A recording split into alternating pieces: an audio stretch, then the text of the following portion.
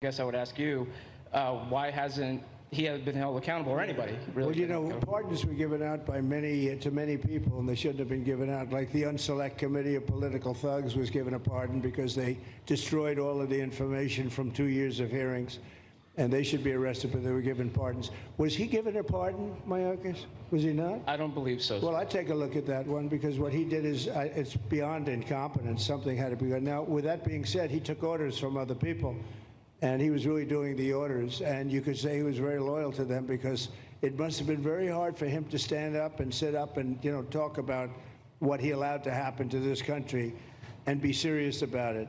So he was given orders. If he wasn't given a pardon, I could see looking at that. In fact, why don't you take a look at it, Kristen? He was impeached, but yeah, it was just a fake impeachment.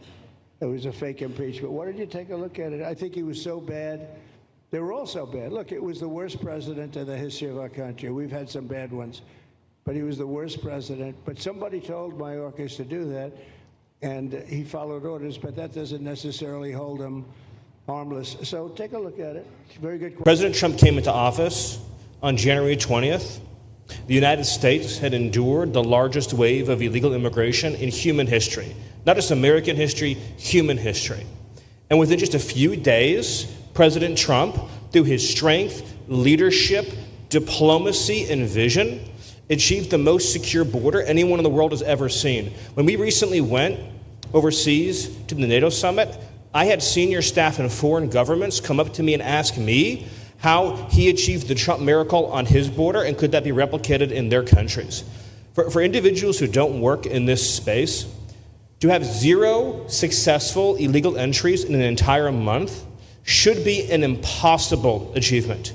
There's a 2,000-mile border with one of the poorest countries in the world, and you have open travel from 150 countries into Central America and South America. There are 2 billion people in the world that would economically benefit from illegally coming to the United States.